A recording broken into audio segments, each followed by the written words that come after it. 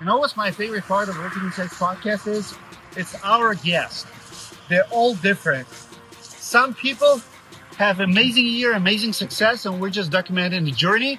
And some are full of failures and setbacks.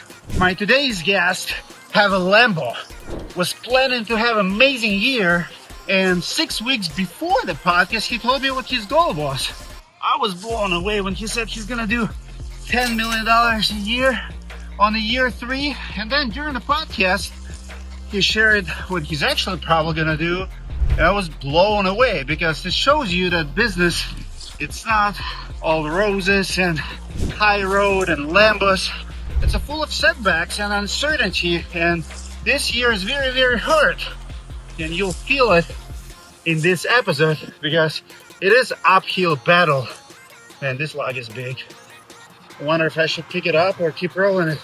But before we get in the podcast, I want to give a huge shout out to Team Brown and Hook Agency for being absolute kingmaker in the roofing industry, and also very, very good. One of the best marketers that I personally know. I've been at Hook Agency many, many times. Team Brown and his team actually responsible to build several of my websites, including DaVinciLipinski.com, the website you go to book a call with me when you need me. Team, thank you so much for being a good friend of the podcast and sponsoring this video. Now, this little thing, do you think I can lift it up? Question is, rolling or lifting, carrying? This is probably 200 pounds if I have to guess. Maybe less. Oh, I should be softer.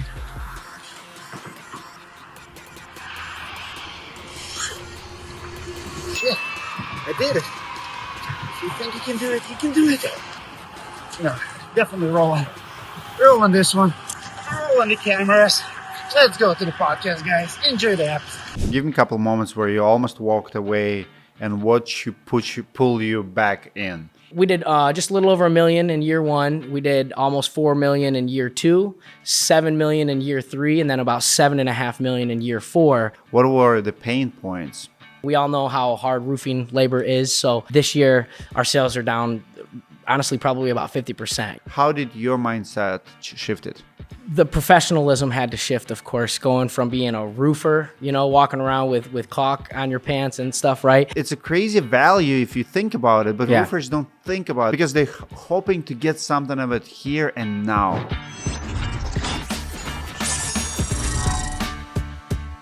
Codey, let's start with your journey. Give me like 1 minute elevator pitch of your journey. How did you get in the roofing industry? How did you start it? And how did you start your company?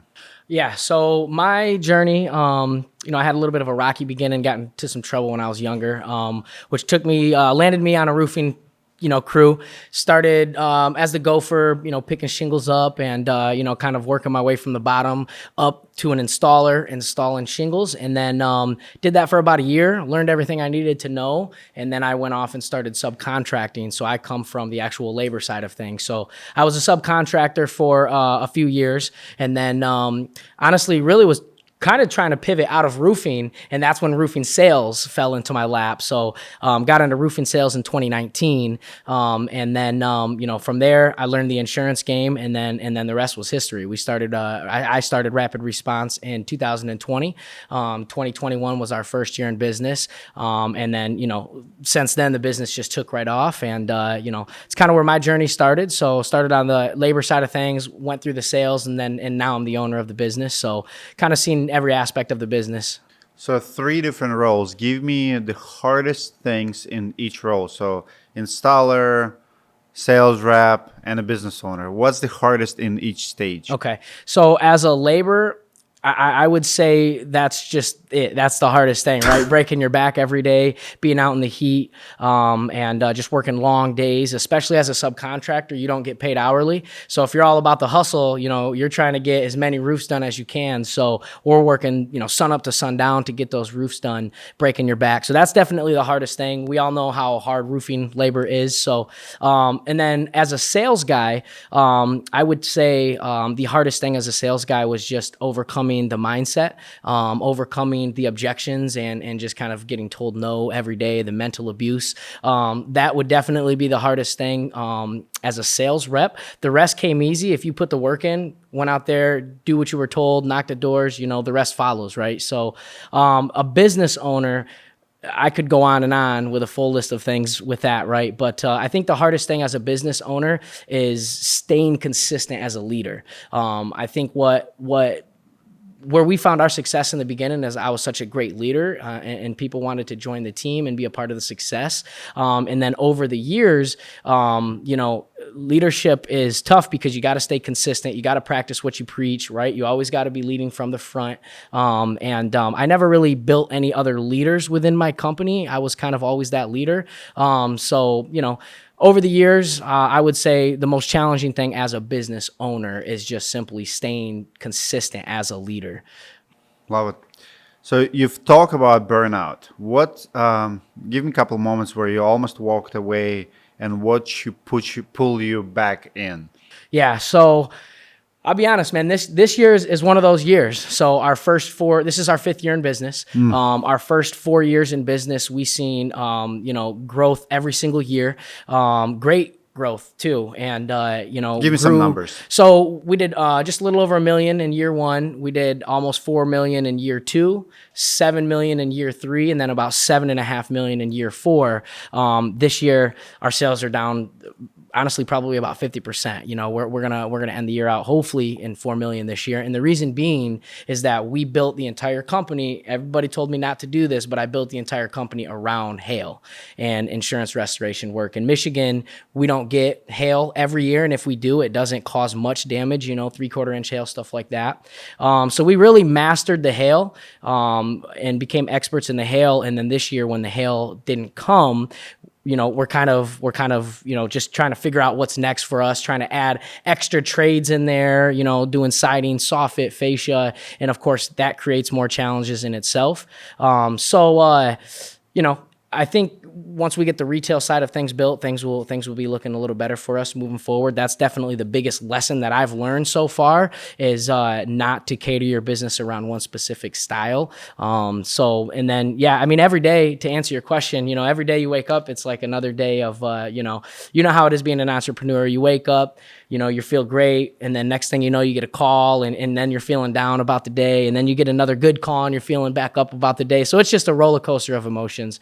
But what keeps me going is knowing that I have people depending on me. That's the main thing that keeps driving me because I'm responsible not only for myself and my family, but all of these other families as well. So that's definitely the one thing that just kind of keeps me on track and keeps me going. Sounds like you bet on yourself a lot. Can you, what was the first bet you placed on yourself that could have gone wrong really bad? I would say I would say honestly, just kind of scaling the business the way that I did, just kind of going all in with building a team, building different departments, I made a few mistakes so far that everybody that's been in business for 10 years talks about making, and I'm kind of making those mistakes now. I went all in, spent almost $1 million in liquid cash on a building. Those resources could have been used in marketing for retail, getting into retail this year. We had to cut about 40% of our staff this year because we just grew too big as far as overhead and salaried employees go, because we were betting all on the storms coming. So, and that's kind of, we're kind of falling up short on that this year without having any new storms. But I don't know if that really answers the question It does. of what you're looking for, but. Absolutely. Thank you for sharing. A lot of owners think growth solves problems. You've experienced that. It was easy when you do $1 million, then $4 million, $7 million. But what new problems did growth create for you? When you went from $4 million to $7 million, what were the pain points? So I would say I didn't create leaders from the beginning. I only created salespeople. So I would bring people in, I would turn them into a salesperson, I would send them out, and I would just keep doing that, cycling through people. At one point, we hired 15 salespeople in one hire. And, it was to the point where I was bringing in salespeople, but they had all of these guys that I were bringing in was turning to me for the leadership. And of course, as the owner, you've got all these other things that you're doing as well. So I didn't build a good leadership team from the beginning. And I think, had I built the right leadership team, that would have helped me, kind of sustain the business while I can work on other things. And I had sales leaders and stuff like that. So How do you delegate? Like when you give someone task back, like assign a task. Yeah. How do you find that eager to take it back and do it yourself? So as far as the office goes, I've delegated that very well. I've got a general manager. We've got employees in all the right departments in all the right places. So as far as delegating anything in the office, that's been good for me. It's just the sales side of thing. I'm a control freak. I think most business owners are control freaks. They want to control the process. So I get kind of caught up in micromanaging the way that the guys are doing things. And sometimes I get caught up in the little things, I guess. I would say, that's kind of the biggest one. So Got it. What's financial decision you regret but learn from? growing my office staff too large too quickly. We took it, I see guys like Raymond Little, and they built these big companies, and they say that they never made it past like 5 office employees. And I grew, just in year 4, I had 12. Well, if you include the canvassing team as well, I had 12 office staff, and then I had about 10 canvassers, all on salary. Wow. Salary. On salary. So no matter how good the year is or how bad the year is, the salary stays the same, right? So I'm just now kind of running into that. I learned it the hard way.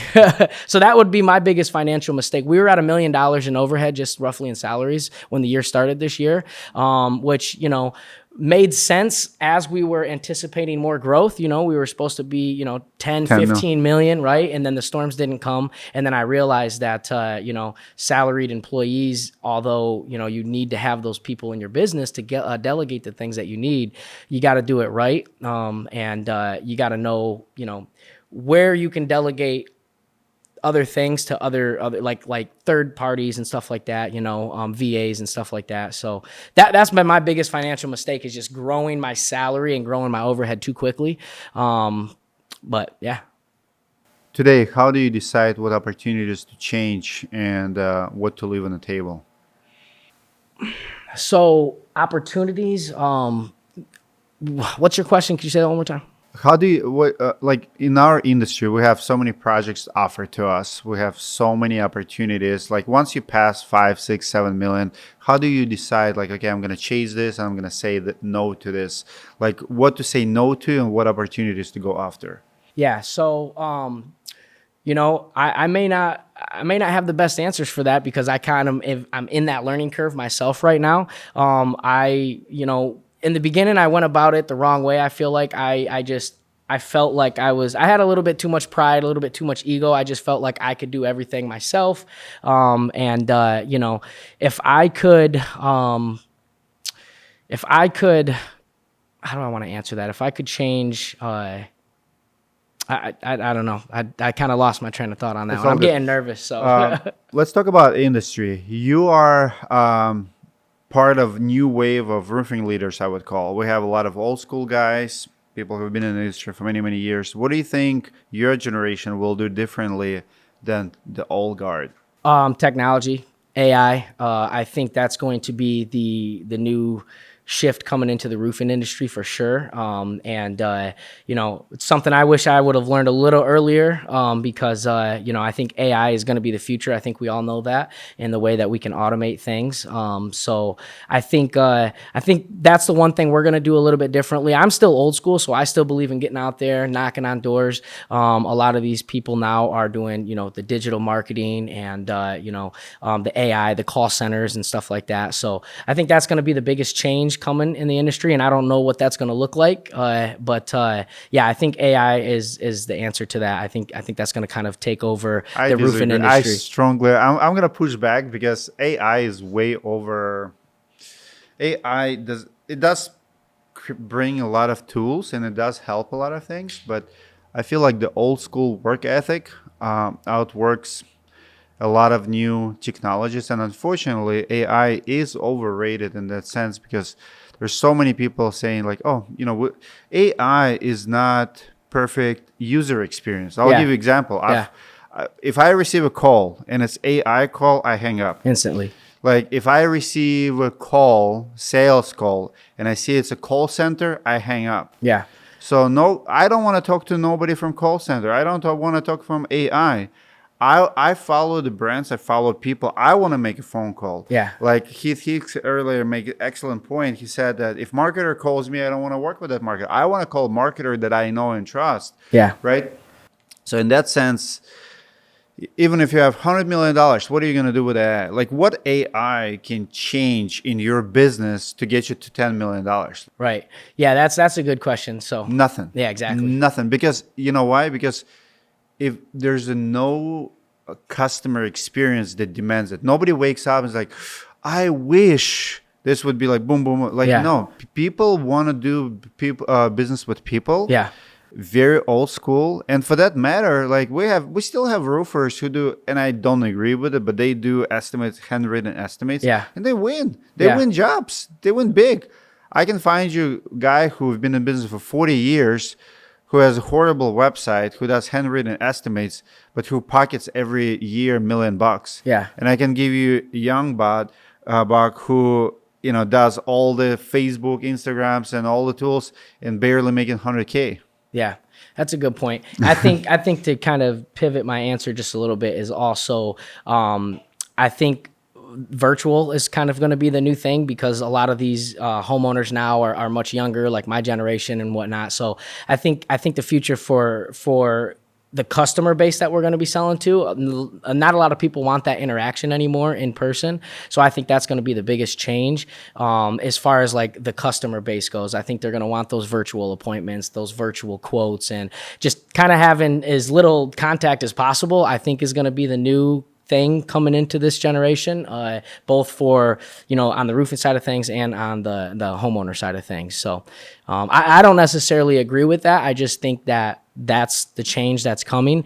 I still believe in being personable, being in front of the customer, because you're right. You can build more rapport with that person. You're no longer just another number or another business name to them. Now you're yourself to them. And I think people make a decision to do business with you based on who you are as a person. And, you got to win them over as a person before, you can just give them a number. We have to understand consumer behavior and consumer attention because there's so much hype, just like crypto, just like almost anything. Like, think about internet, .com bubble.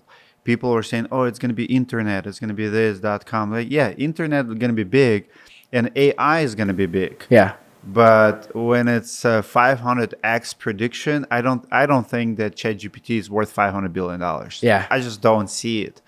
And I don't think, anyway, I don't want to get too political, but for me, like the same thing saying that print is dead or radio is dead. You go to Florida, I can find you solid local businesses who get majority of their businesses from local papers. Yeah.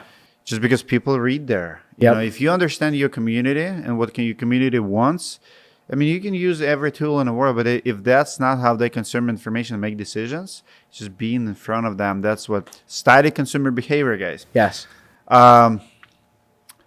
What's the deal with a wrapped Lambo? Is that marketing paying off? Yes. So great question. So yeah, when I made that decision, believe it or not, I know most people probably just see some young guy, tattoos, right? As soon as he made enough money, he went and bought a fancy sports car. That's not how it was. The decision for me was very strategic. It took me months to land on that decision.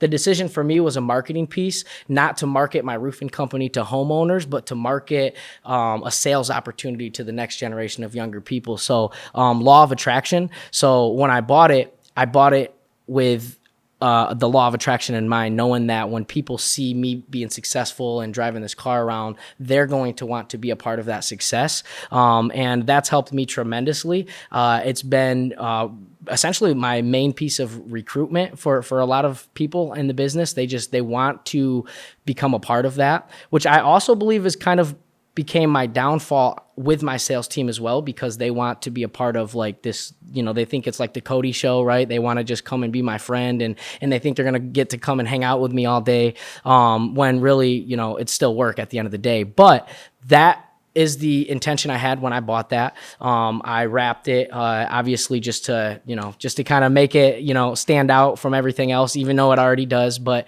so I definitely believe in it now. The excitement's kind of wearing off a little bit. But I still believe that, it's a recruitment tool, just to kind of bring those next generation of roofing salespeople in. So, but it also, if I could do it differently, I probably would have done it a little bit differently. Would you do it again if you would go back? Where I was at in that particular part of business, yeah, I would. And of course it's cool, right? Like it's always been a childhood dream of mine too. So I kind of got to knock, both of those off the bucket list. But, yeah, I think right now I think it's working for me. I've got a lot of interest. I've got people just waiting in line to, be a part of the company. But that's really it. That's been the main piece of marketing for us. So it's attracted a lot of people to our business. So Any funny stories? Bad, good, ugly, whatever. Like with the Lambo, I want to hear a Lambo story.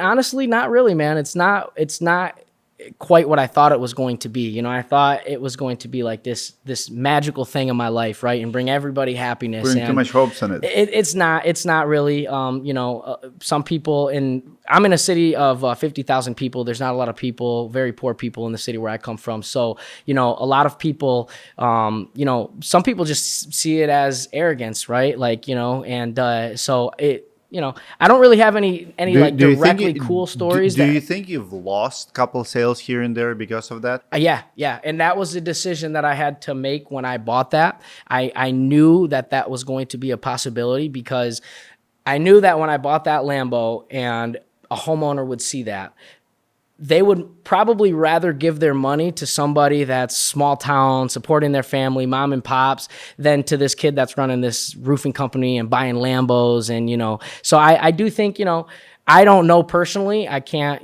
pull any numbers from that, but I do believe that probably has affected a few sales. And it's also probably made us a few sales too, So I like to take last year we did a trunk or treat at our business. We had the Lambo outside. We had just a huge line of kids. Everybody got to sit in the car, take pictures with it. So I've used it for, to help engage in the community as well. Cause again, people where I'm from don't really have that type of opportunity.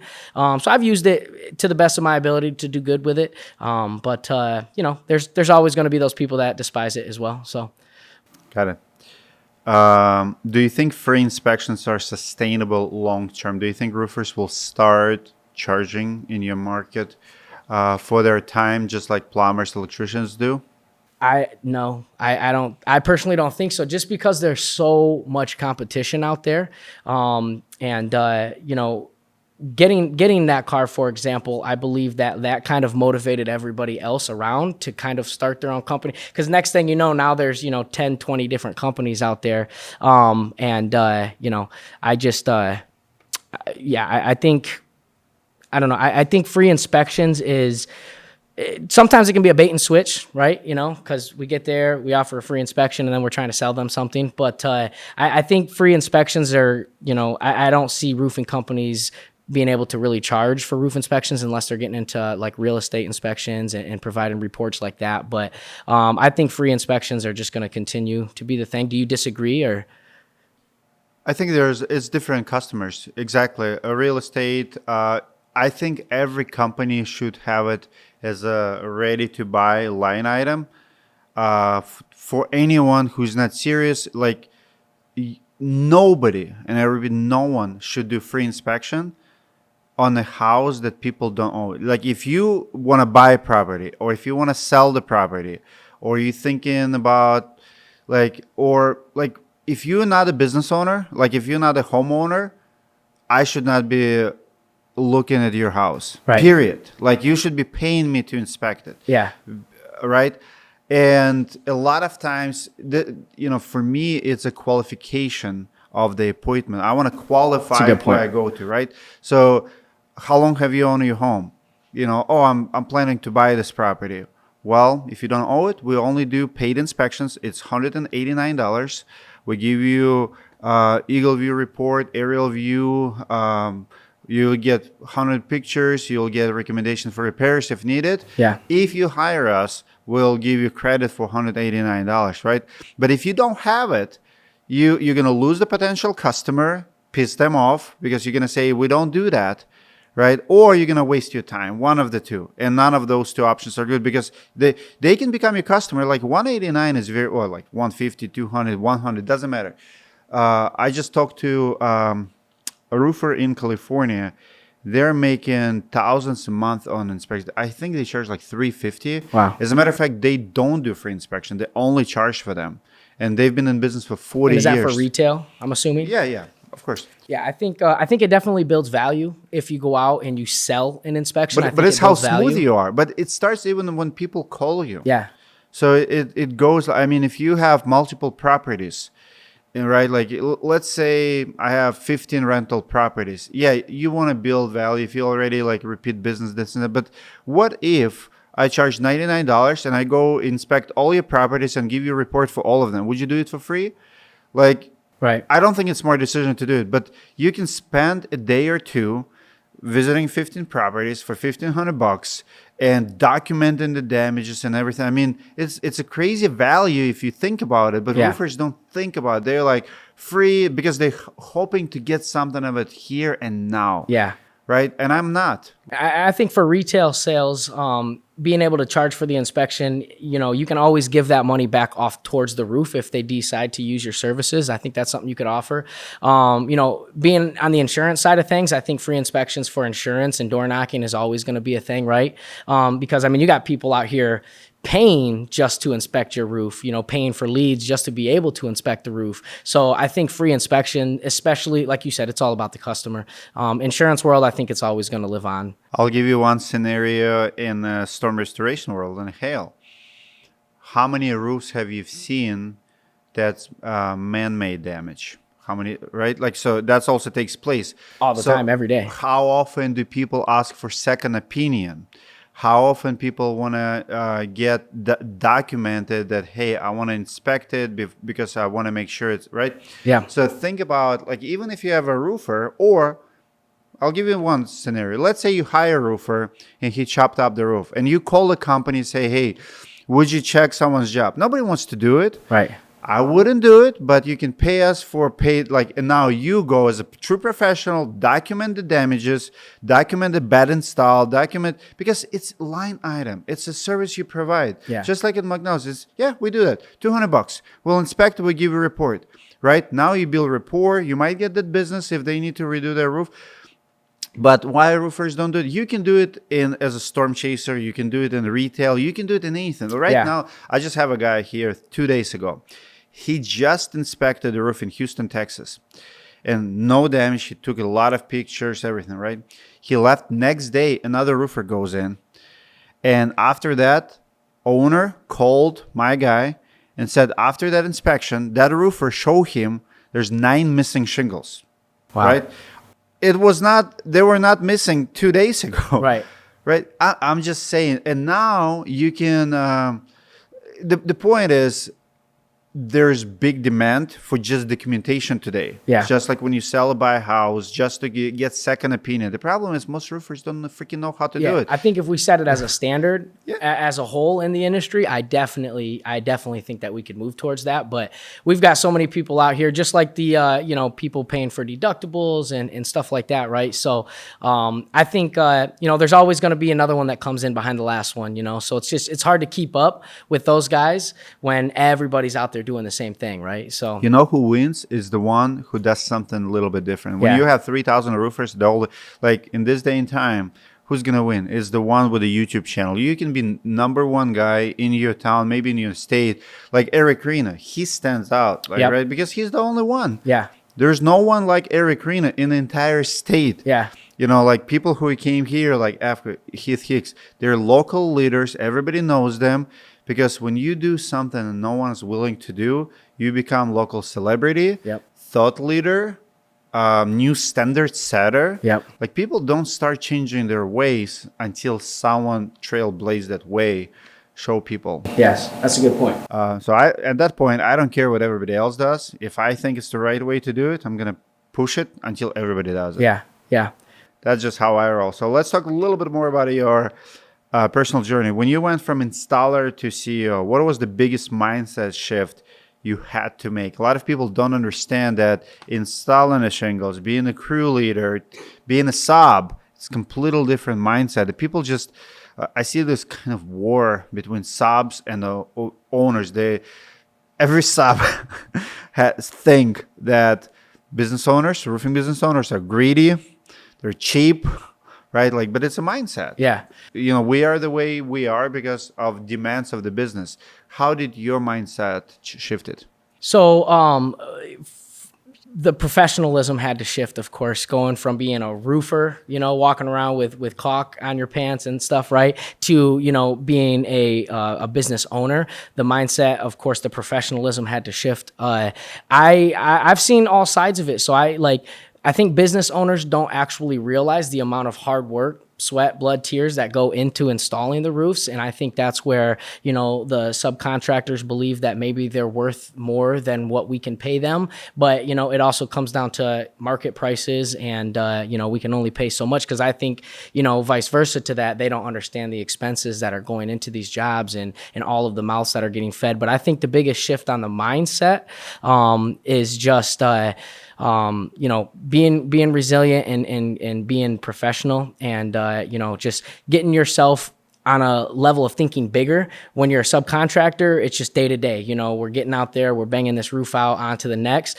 Whereas as a business owner, you really got to think ahead. You got to make decisions that are not only going to be a decision for you today, but it's going to affect the next decision that you make and the next decision that you make. So just being, being very thorough, being very strategic with the decisions that you make and being intentional, I think is the biggest mindset. Because when you're, when you're subcontracting, you're stuck in the hustle. You're just, roofing onto the next roof. So, but I think, I really, truly think that the mentality hasn't shifted a whole lot for me. I think really at the end of the day, it's just all about, the hustle. Are you willing to keep going?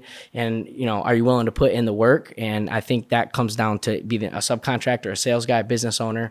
I think those same qualities apply to, any area in the field. So. Got it. What was the most humbling mistake you made as a young owner? Again, I will keep bringing up the point of just growing my team too quickly. That is most definitely the biggest mistake that I've made. And I would also say building my business around one niche, just the hail. And we do insurance restoration, but just hail. We didn't focus on doing tornadoes or wind. We focused on one thing, and that was great for us until it wasn't. So that was my biggest mistake, I think. We built great processes. We built SOPs. We have processes for our salespeople, for our office people, for our canvassers. But none of that matters if you built it around something that's only going to last so long. And that was hail, and then we ran into that wall where there wasn't none. So that was absolutely my biggest mistake, just building my business based off of one thing. You spoke at Win the Storm. Yes. What did that teach you? How was that experience? That was very humbling for sure. I believe it or not, I think I'm more nervous right now talking to you than I was up on stage. It's a little bit different when you're just talking to random people. But no, it was a great experience. I think Josie did really well with the conference. I think what it taught me is to just be vulnerable. People, a lot of people walked up to me afterwards because I was vulnerable and because I told the truth. I didn't just get up there and sell this big dream of how successful you can be in roofing. I got up there and I told it like it was, like, hey, you can be successful in roofing, but you can also have a bad year in roofing and you can also grow too quickly. And, so I think, I think just being vulnerable up there, and what it taught me is I definitely have a passion for this. I want to be more on camera and more on these stages. But I think, it's just being able to get over being nervous and whatnot. So it was a great experience for me. The networking was really good. And just very humbling experience. Love it. You hit $5 million before 30. Did it bring you more validation or more pressure? More pressure.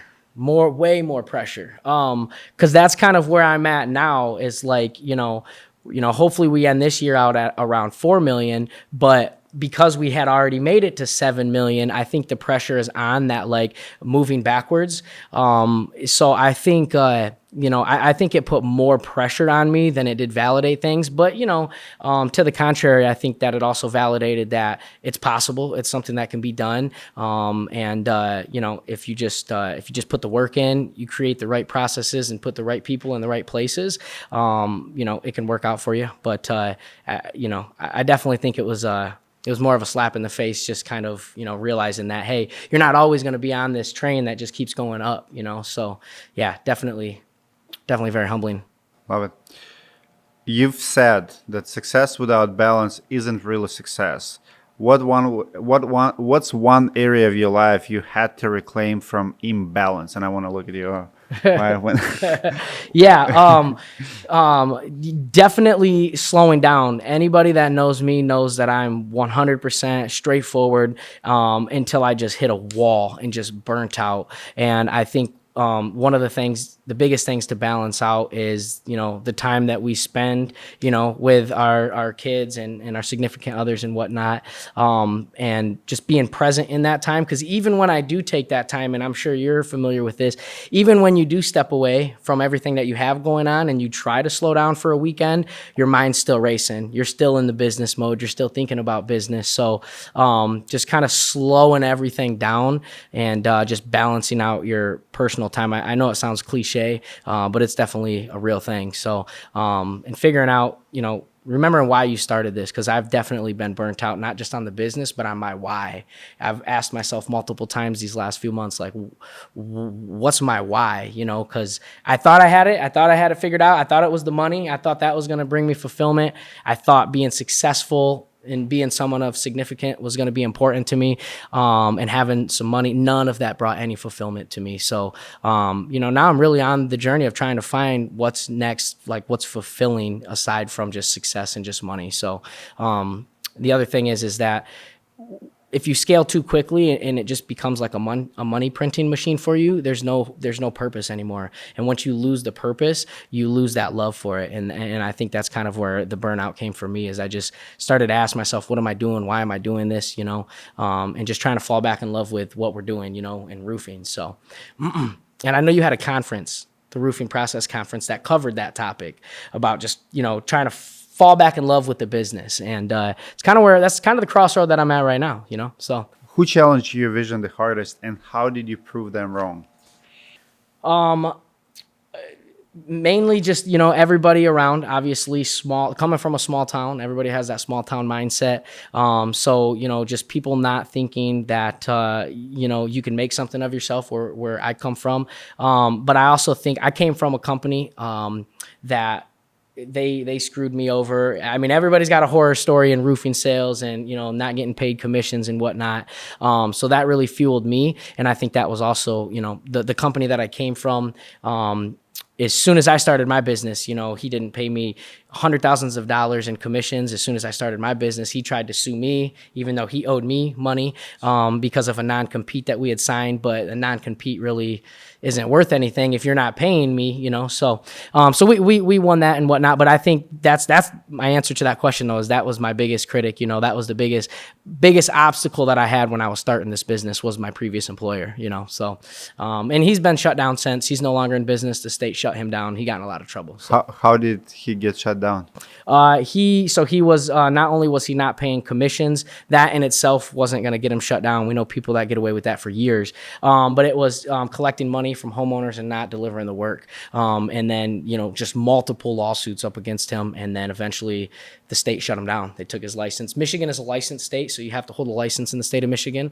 And they revoked that license and ultimately shut his business down. And I haven't seen or heard from the guy since. So Congrats. It's a good feeling, Congrats to you. Love it. Awesome feeling. So last 5 questions. You can ask quick or you can take your time. In one word, what does roofing need more of? I would say good guys. Need more good guys. Roofing needs more good guys. Yeah, that's for sure. Love it. What's one discipline habit that changed your entire trajectory? just doing the work, and just again staying disciplined. I think I talked about this on my Facebook a while back. Is like, not every day do you just wake up motivated, but you have to have discipline to motivate yourself to do those things. So, I can't really attribute it to like one single thing, but I just discipline in itself, so. What's the most overrated advice in roofing? Buy Lee's program. No, I'm just kidding. Honestly, I don't know. Did you? No, I did not. No, I was not one of those guys. And in fact, that's kind of where I'm going with my answer, but I don't want to, offend a lot of people. And I don't really know if this is the best answer, but we're not afraid to offend people. Finding mentors. I think and maybe the mentor thing is okay, but like finding like a business coach or buying everybody's training programs, sometimes I just think I've bought into some of those training programs, and a lot of them are just repetitive and they say the same things that you kind of already know that you need to be doing. There's a lot of good training programs out there, but I think they get oversold a little bit too often. So, 100%. What's one belief about success you had at 20 that you laugh at now? Just money. Just having money. My definition of success was money, and I'm starting to realize that is nowhere near the truth. Money is not the definition of success anymore, So, what's the definition of success for you? I would say creating successful opportunities for other people and seeing other people become successful too. And then I'm still trying to figure out the rest of that answer, myself right now. So, but yeah, I think empowering other people, that's been one of the most fulfilling things for me, is just watching other people succeed. That's probably the best answer I could give you for that. Love it. Last question. If a 20-year-old asks you how to skip the mistakes you made, what's your one sentence advice? Figure out what it is that you want to do, and talk to other people in the industry. I know that kind of contradicts my last statement, but I do believe in mentors. It's the coaching programs where I'm kind of, a little turned off to that. But I haven't had any mentors myself, never have, still don't to this day. I think I'm at the point where, I think it's time to look into maybe finding a mentor. So that's the advice maybe that I could give them, that I'm giving myself right now, is to really find someone who has it figured out. Don't take advice from somebody that you wouldn't switch places with, someone that hasn't already done it. I think that would be the biggest tool. But other than that, just having the knowledge of the industry that you're getting into. Make sure you do your research. Make sure you know what it is that you're getting yourself into, and know what drives you to be successful. Love it, man. Thank you so much for driving all the way from Michigan. Yep. 9 hours? 9 hours, yep. And going back today? Yep, going back. You are crazy. At least you have a driver. Yeah. Thank you for coming in, guys. Absolutely appreciate you. How was the experience for you? Very nerve-wracking. I'll be honest with you. I'm sweating bullets up here. So, but it was awesome, man. I'm just glad I get to be a part of it, get to meet you and see everything that you have going on here. And yeah, great things you're doing over here. So awesome. Appreciate the opportunity to meet you. Thank you. TikTok, thank you so much for being here. Hope you learned a thing or two as well. Do we have any questions? Nope. All right, guys. Later. Go ahead. A lot of roofing owners don't fully appreciate or value as much as they should what crews do. So how have you taken that and implemented that in your business? And how are your people, how are they able to recognize and appreciate people that do the work every day? Great question. Just understanding the hardships that they go through, providing them with the help that they need and the guidance that they need, and understanding that, everything's not always as it is on paper. As business owners, they think it's one way on paper, but they don't really understand the hardships of how it actually applies in the field. So having an understanding of, the installation side of things and, just being able to help them and provide them with the things that we know they need. And that would be my biggest one for that. So what was the second part to that question? I was just saying, how have you communicated that to your staff and anybody that comes on about, I imagine that your installers love you because you champion them. And Yeah. how you communicate that to people that you work with. Yeah, and just making them important. I think everybody's important. You know, we treat everybody of equal importance, but yeah, just making sure that everybody knows that, you know, we are a roofing company at the end of the day, and, you know, we have to take care of the guys that are actually putting the roofs on for us. So, yeah. Good stuff. Guys, comment away. You know what to do. I read all of my comments and I'll answer them, and I'll see you in the next video.